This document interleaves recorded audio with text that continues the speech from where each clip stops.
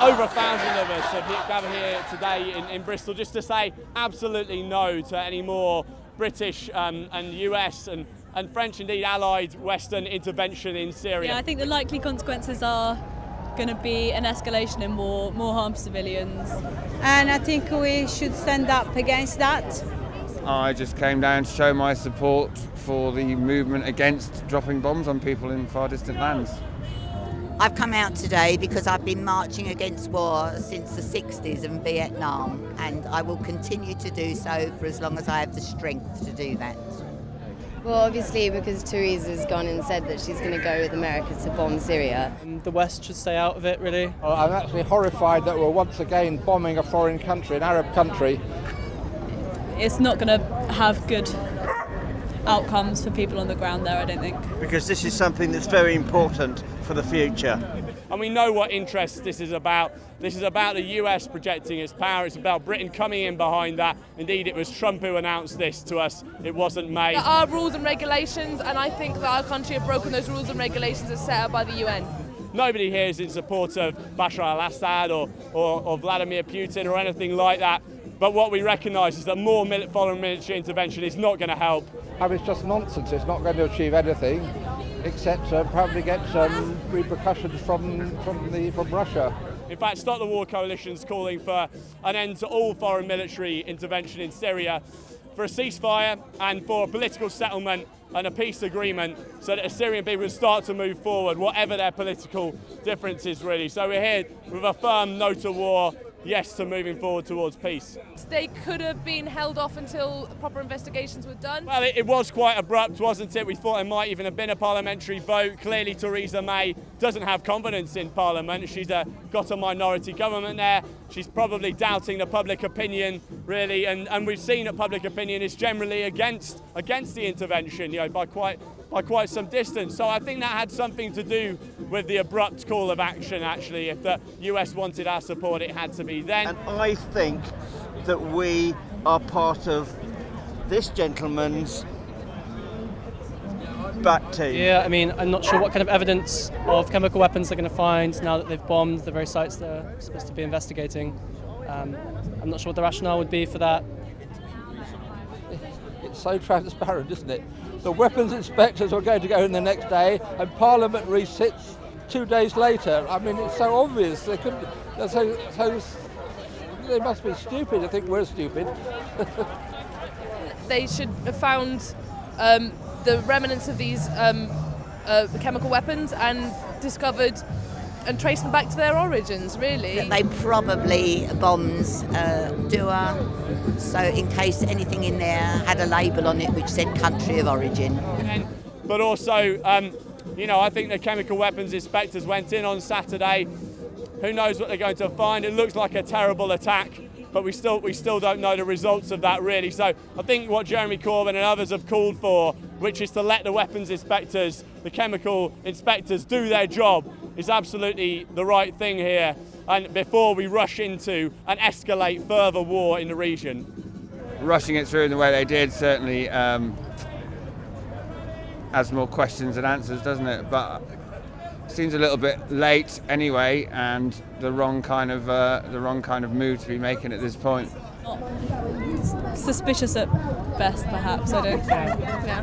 The events won't necessarily affect the way I was going to vote now, because I wouldn't have voted for these scumbags anyway, I guess. I've never been a supporter of the Conservative Party, if that's right. No. Solid Labour all the way, all my life. I've usually voted Labour, but the last few elections sometimes I voted Green Party, but I definitely vote for Jeremy again. He's the leader we must have. Well, I'm gonna still vote for the person I was always loved to vote for. I think that, for me, in the next general election, I'm going to stick with Labour purely because there's a guy leading the Labour Party. Whether or not you like him or whatever, this guy actually has a bit of a more reasonable mindset about approaching these delicate topics than the Conservative Party have shown. I think a lot of young people, I think people our age, are pretty committed at this point to an anti-intervention, anti-imperialist politics. For certain, yeah, of course, like, they want just want as least bloodshed as possible, and it doesn't seem like that's the way that the government seems to be taking our country right now. The change is really, I think, going to come from below. This is where Jeremy Corbyn's popularity came from. He was involved in Stop the War and endless other campaigns, apartheid and lots of other campaigns. And so really, you know, that's going to be the solution here. I think people are recognising if we want to get rid of this government, if we want a different and independent, peaceful foreign policy, it's going to have to come through this kind of mass mobilisation, because the whole of the media's against us, because all the political commentators almost are against us. It needs the people's voices, it needs the people in the streets to stand up to that. Corbyn on his own can't do it, Labour on their own can't do it. So I think this will encourage people to be part of that movement. You know, yes, maybe it'll make some more people vote as well, hopefully.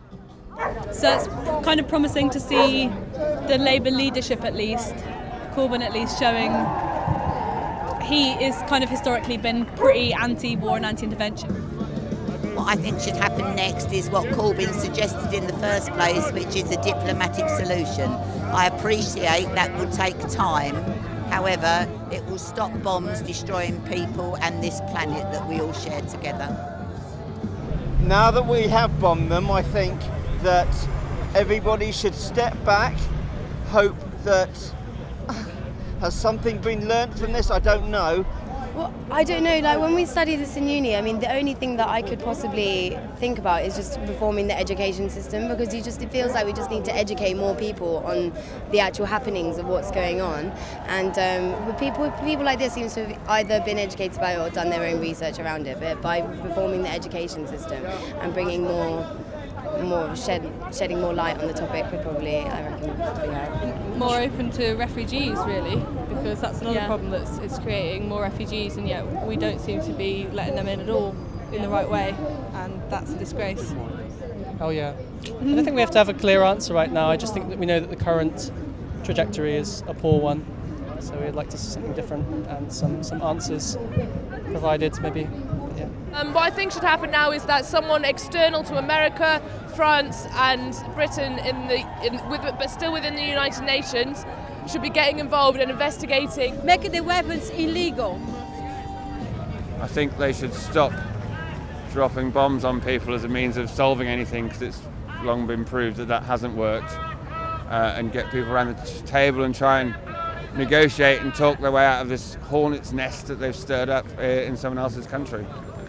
Nothing's solved by bombing places. I think we just need to try and force a general election. I think that's the best thing.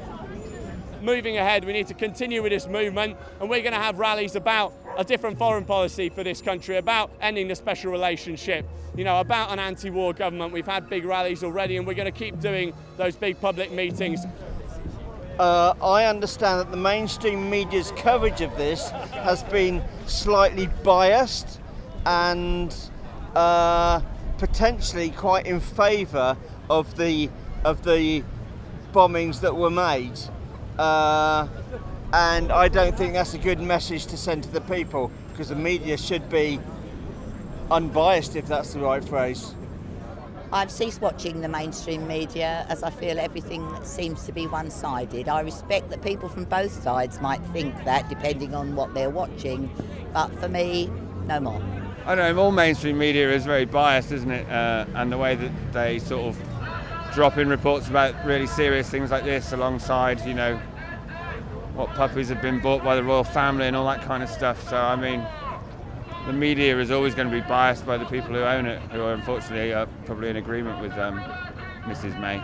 And when they see this huge media frenzy, this bombardment of stories about something, and without apparently, you know, conclusive evidence, the inspectors haven't gone in yet. Yes, there's been chemical weapons, terrible bombings in Syria before now, but can we trust our governments on these issues? I don't think a lot of people do, and they see the media as just projecting what the government wants us to hear about things. So I think independent media is important, really, and I think we can project our own voices, our own media through these kinds of demonstrations. It's great we got ITV, I think we got the BBC and others along today just to show them what we're fighting for, but we have to make our own voices known, and the movement's a great platform for that.